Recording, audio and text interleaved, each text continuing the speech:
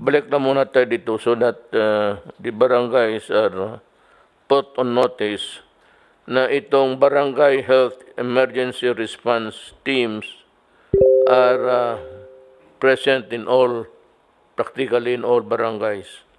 Na alam mo, sa totoo lang, yung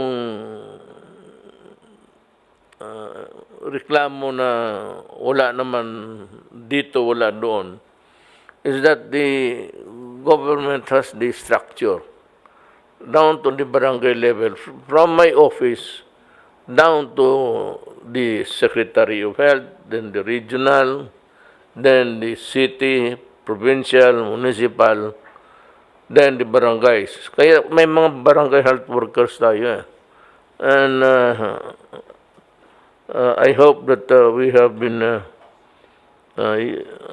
using their services actually to maximize, to help us deliver all of these things sa tao. Dito sa previous page, meron ditong it is heightened by a yellow 20,178 ang active cases. 15% decrease in 2 weeks. Ito ba'y dilawan lang? Walang ano?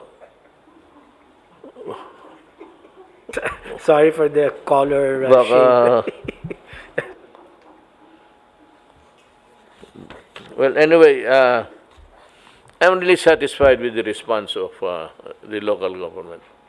Alam mo, sa totoo lang, mga kababayan ko, huwag kayo masyadong maniwala dyan sa mga atake-atake na ano. It would just muddle up your mind. Nandito kami, our purpose is to serve and to work. Yan ang ano namin. Kung hindi kami if we cannot serve, if we cannot work, then we might as well get out of government and ask somebody else to take over. Itong sabi ko na, no, the earlier fears, what organization to use. I said, what organization? Government itself is one big organization. And government is really a government, an organization, dedicated to the needs of the people. Hindi na kailangan yan. Kaya ito, nandito na ngayon. We're using the barangay health workers. Di ba may bayad yan sila? Meron po silang allowances, Mr. President. Yeah, kaya nga. It's not the money, but that they're also, they get a little for the efforts that they are doing for the community where they live. Now, on other matters, gusto ko lang malaman ninyo, nakinig na kayo that for the rest of the Philippines, it's a modified general community quarantine, and the country which have to remain in the status of general community quarantine were named already. I hope you got your sites correct there, because especially now that the classes will finally start. I cannot, Secretary Briones is one human being na talagang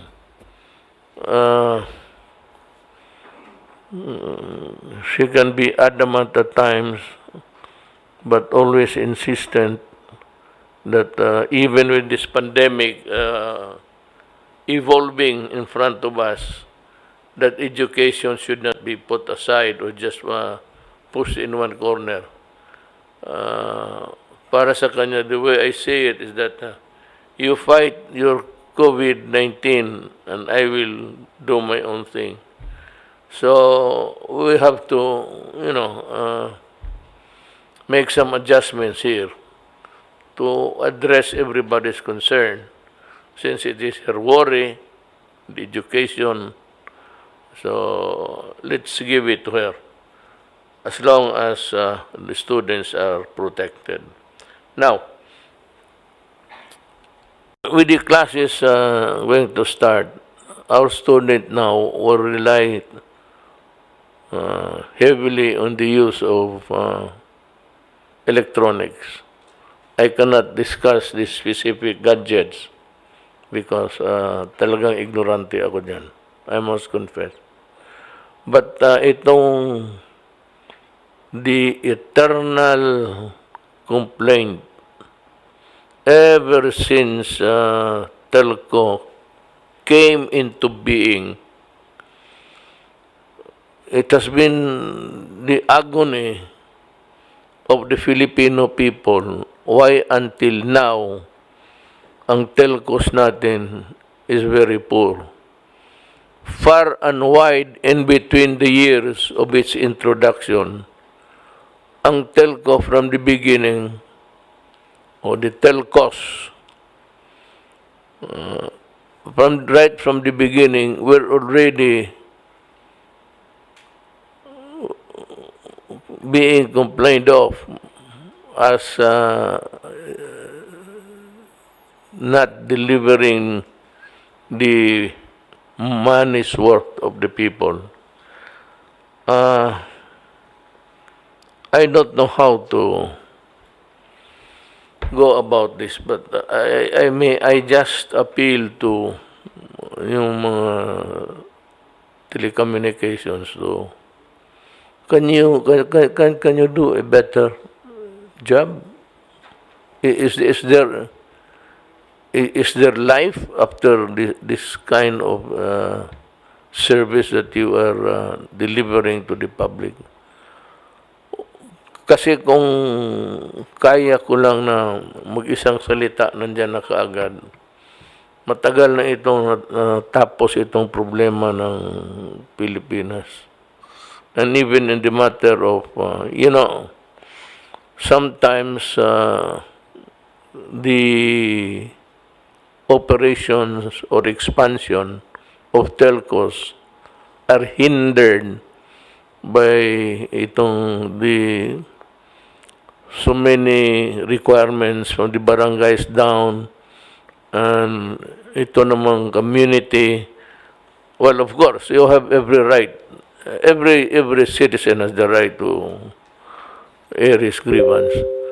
But maniwala kayo, wala naman itong talagang let the telcos do their job, allow them to build the structures, towers, if you may, para naman ma-improve nila. It's a chicken and egg thing, which comes first. So, your cooperation or the seal of the telcos to do better. Yung iba, well, for one reason or another, hindi naman lahat. Medyo, and of course, most of the mayors are good. I am not referring to them. I'm referring sometimes to the locals, barangay, making it hard for the telcos to improve.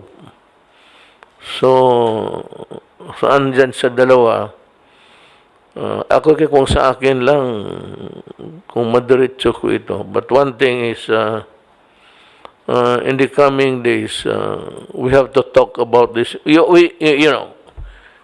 We have to talk about this seriously, actually. This has been bugging the country for so long. It pisses me off to no end, really, to be discussing this telcos. Because ang karamihan, walang service dito, walang service doon. I said a chicken or egg thing. Whether it's because of the absence of the towers, they are not allowed to build or erected, or itong walang kapasidad itong telcos to invest more. Kung ako lang ang masunod na alam mo, Congress, I appeal again to Congress. I cannot fight corruption. I cannot find an answer for I forgot that. It was in my within a gray matter between my ears. How to move people who are almost resistant to finding fault and resisting moves of government to improve. Wala eh. Bara-bara. So, Congress might want to enact legislation.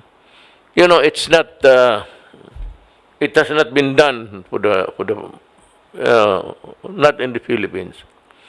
It's only done in parliamentary countries where the Prime Minister is grilled during the question hour. But I want to Congress to know that I'm ready to appear there in Congress and discuss with them. But they should allow me to talk first, then discuss how we can cut corruption, simplify the ease of doing business, has some recommendations, almost radical. But I will try to begin tomorrow shaking the tree sa PhilHealth. Bala ko mag-reorganize and impose upon them a single line of authority. No more so many, wala namang iba dyan. There are so many tables there in an office, hindi lang PhilHealth, na who can do the work, who can process the papers, without really having a discretion whether or not he should be hanging on it, sitting on it. Wala eh, basta kanila, magdaan sa kanila na hindi naman kailangan. Kung dadaan man, if at all that the papers will pass their desk, that they have no discretions at all. So, ang sabi ko sa Congress, limitahan natin. 3 days, 3 days, 3 days. That's enough. I'm sure. Otherwise, you guys are not doing your work. I mean, 3 days, if you really put your heart into it and work hard, you can finish the job, or let us say, even 1 week. But yung months and years, I will name the office probably towards the end of the year. Yung na may application na umabot ng 2 taon, putang ina ninyo magbantay ko, mumurahin ko talaga kayo. I will name you in public and put you to shame that I am suspecting that you are waiting for some remuneration that is not due you, and you are not doing anything. Naghihintay ka lang ng pera. Basta kung may magreklamo, I encourage the citizens to, dito gusto ninyo, I don't know how long this program would last, but if you really want to have your complaints, you write me a letter and I will read it here kung sino yung nakahawak ng papel ng matagal. And maybe if it is inordinately delayed, I will ask the idiot to sit here in this table. Tapos buhos ko tong tubig sa mukha niya. You better come up with an explanation that is really good to hear. Because pang wala na ko ng pasensya, no? Bastusin talaga kita. Or Congress can call me and we will discuss. I do not have any qualms about you setting up oversight committees. That is good. More people watching the people's money, the better. Wala akong ano dyan sa sabihin ninyo intrusion into the domain of the separation of power, because it's legit. You can do it and you can make it stricter and more hard for people to wala eh. Sabi ko nga sa ayaw ko kung sabihin ko ito sa inyo. I offered to resign as president. Pinatawag ko yung lahat ng sabi ko na kasi nagsasawa na ako. In my years of government, wala nang katapusan itong sa mayor. But being mayor is just a small organization. Talagang wala nang katapusan itong corruption. Mahirap talaga pigilin. Kasi mga pastillas hanggang ngayon, even with the investigation or the clamor for government to shake the tree, wala. Sige, hanggang ngayon, it's being committed every day. No, can you stop it? You cannot. There is no way. I'm telling you, with my experience as a prosecutor for the Tanod Bayan noon, I was a special prosecutor for the Tanod Bayan, ang predecessor ng ombudsman. But at the same time, I was a city prosecutor for Davao City. I was having a dual role there. I was sent out of Davao City to prosecute cases outside of my jurisdiction in other cities. I toured Mindanao several times just prosecuting cases. Wala hanggang ngayon, wala akong nandyan pa rin. And it starts, even dyan sa yung land registration. You are really notoriously, even in the provinces, of sometimes the employees run to the mill of the grid of bureaucracy, mag-invento ng mga peke na dokumento. Marami dyan. I prosecuted about 7 itong putang inang land registration.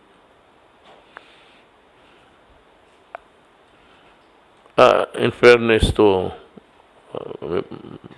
Secretary Guevara, he was not yet around at that time. Bago lang yan siya ngayon. But sa Muntinlupa, ganon rin. Alam mo, panoorin nyo yung sine. Netflix. If you do not have it, find your neighbor that has one connection with the internet. What is really appalling, I cannot seem to fathom, hindi ko maabot ang rason why the drug syndicates of almost all over the world is run by people who are in prison. Kagaya ng Amerika, ganun, di mafia. Itong dito sa Pilipinas, yun, galing dito. They do not really bother about, because in the end, they can buy their freedom and go out. Hindi yan sila not so concerned of how many tonelada ang... Kasi kung ako lang, kung mahuli kita, dali na kita doon sa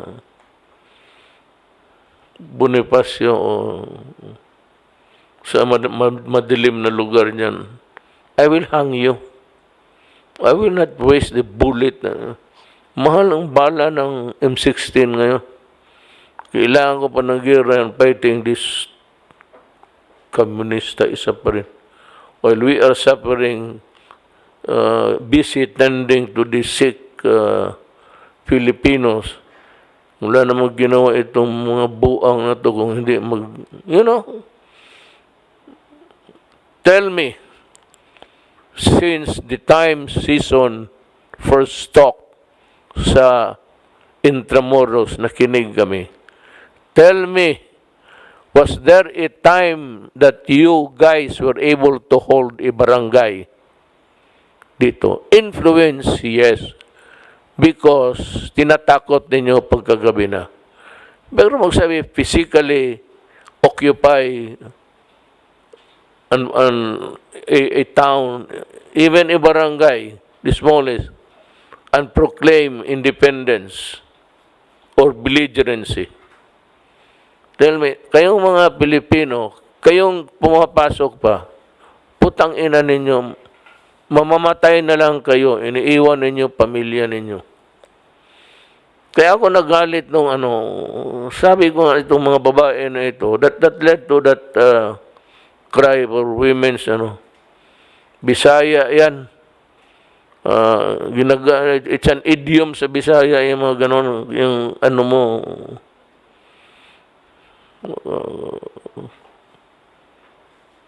wala talaga. Puro patay, hindi na nakikita ng nanay pati tatay. Ang doors itong mag-asawa, Sus Maria Josep. Hindi ka naman kailangan ng pagkaganon, alisin ko na lang yung mga national high school dyan sa malalayong lugar. Kung hindi pa naman pasokan ng rason yung utak ninyo. You have not scored a victory. Itong PhilHealth, I'm going to propose to Congress to abolish kung i-privatize mo naman, Sus Maria Josep, walang pera, sino insurance mo? Kung sabihin ng mga kapitalista sa insurance, kami ang magbayad, pero wala kayong pundo. That is why we are selling properties. That's the reason why we are selling properties, real estate properties in Japan. Because we have to raise money.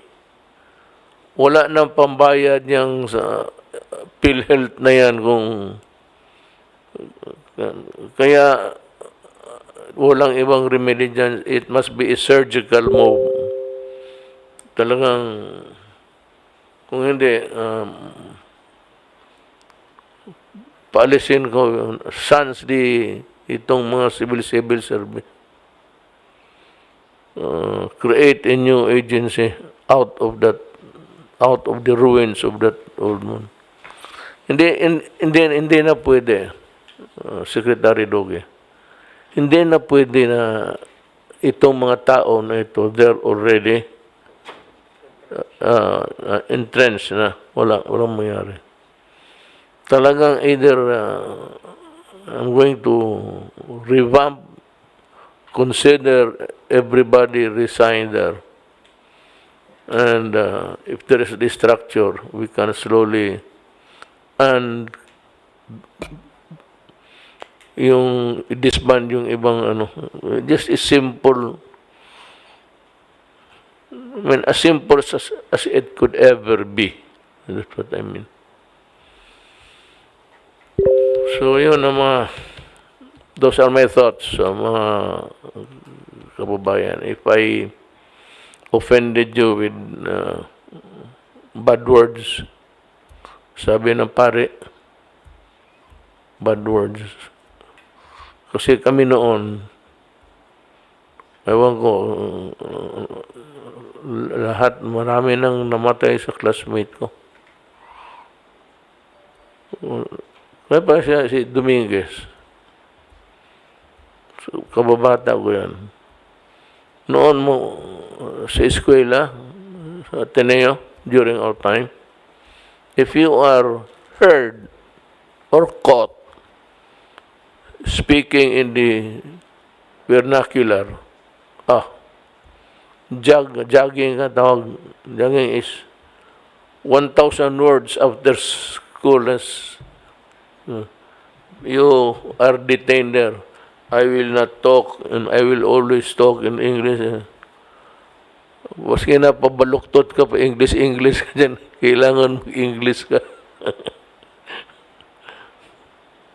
I don't know if it has improved my character or not.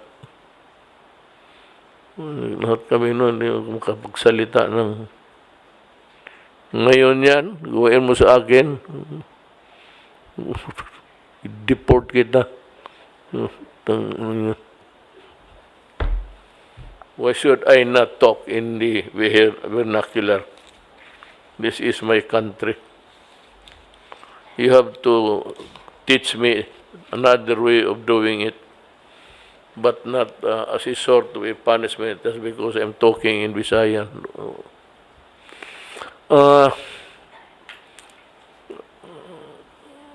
Yun lang po. Telco, it's school time. About a good percentage of our studentry are really dependent already on itong mga Facebook, and whatever learning that they could get from there. Pero dyan din ang, democracy comes with a price. Kita yung sinabi mo niya kanina, may nagbabastos. It originated from a parang parochial private mga madre I'm not hindi ko naman sinasabi madre, gagaling lang doon. I was being asked kanina by kami nag-uusap kung what sort of punishment. So, if minor, we'll have to deal with a minor. Minor is a minor. Pero kung matanda na yan, padala mo sa Manila, sampalin ko lang. Yes, Secretary Anyo. Ikaw ang magsampal? Nag-usap-usap na po kami nila. Senator Bongo po, nag-iimbestiga na po ang DepEd at saka ang Philippine National Police.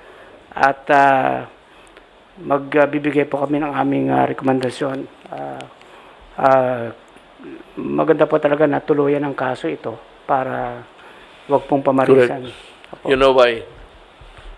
It is the Facebook is as wide as the universe.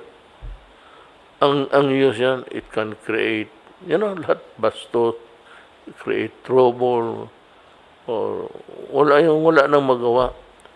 It has opened a Pandora's box. Lumalabas na lahat ng lahat ng kaputahan na maisip ng tao ay ilagay niyan. It has opened the Pandora's box, and I think that we should be stricter, more open. At itong Facebook naman, I just from what I have learned in the past days, na pati yung advocacy ng gobyerno, tinatanggal. So what's the purpose of you being here? If government itself, Facebook, listen to me. We allow you to operate here, hoping that you could help us also. Now, if government cannot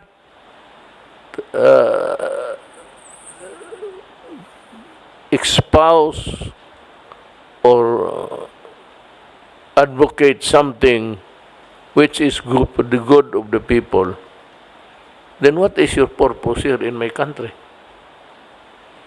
Tapos yung left, ini-encourage kayo, then you believe in the left, and to the point of almost make a sweeping move to yung sa health, website ng health, military, we're fighting a war. You know, Facebook, insurgency is about overturning government. What would be the point? I said before, in my eyes, what would be the point of allowing you to continue if you cannot help us? We are not advocating mass destruction. We are not advocating mass massacre. It's a fight of ideas. And apparently, from the drift of your statement or your position is that it cannot be used as a platform for anything. It's so convoluted, I cannot understand it. But ito na lang, tell me kung bakit hindi ko magamit para sa kapakanan ng taong bayan. If government cannot use it for the good of the people, then we have to talk. We have to talk sense. If we are promoting the cause of the rebellion, which is already, which was already here before you came, and so many thousands of my soldiers and civilians dying, then if you cannot reconcile the idea of what your purpose is or was, then we have to talk. I don't know what I will do, but we have to talk. Hindi pwede na, you cannot lay down a policy for my government. I allow you to operate here. You cannot bar or prevent me from espousing the objectives of government. No government in this wide world espouses killing or execution or whatnot. But you know that there is a left, that the left is the National Democratic Front. And that's then you have the New People's Army as an organ of that. So, kung hindi tayo magkaintindihan dyan, mag-usap tayo uli.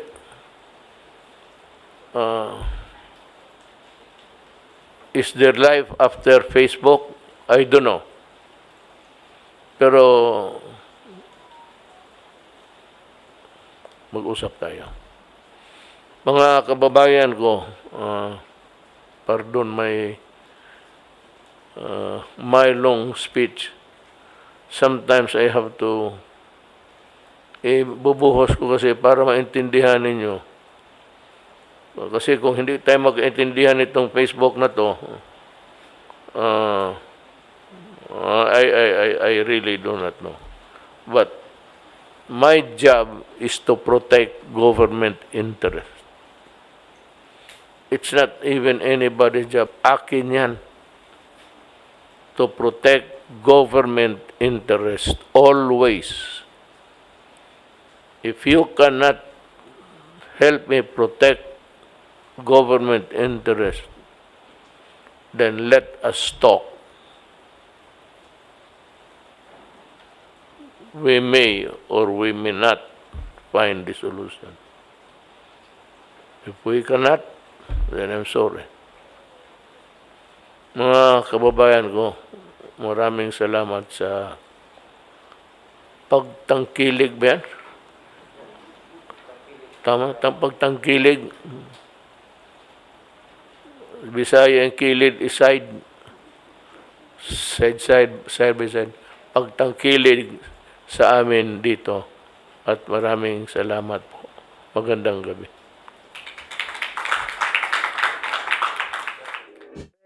Mr. President, we are recommending the community quarantine classification of certain LGUs. Ito po ay patungkol sa kanilang bagong community quarantine classification ng mga probinsya, highly urbanized cities at independent component cities para po sa darating na buwan ng Oktubre. Ang pinakamataas na community quarantine classification ay MECQ. At para sa isang lalawigan, ito po ang Lanao del Sur, including Marawi City. At anim naman po ang isa sa ilalim sa GCQ.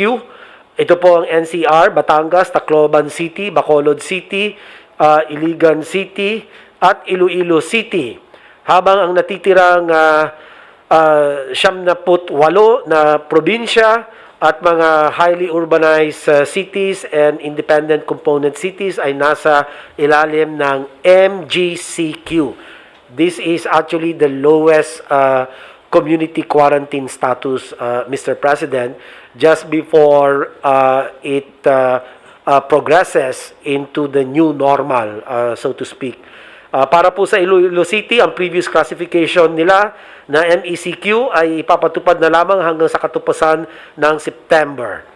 Ang kanilang bagong classification na GCQ ay papatupad mula sa October 1 at batay na rin sa updated data at rekomendasyon ng kanilang pamunuang lungsod.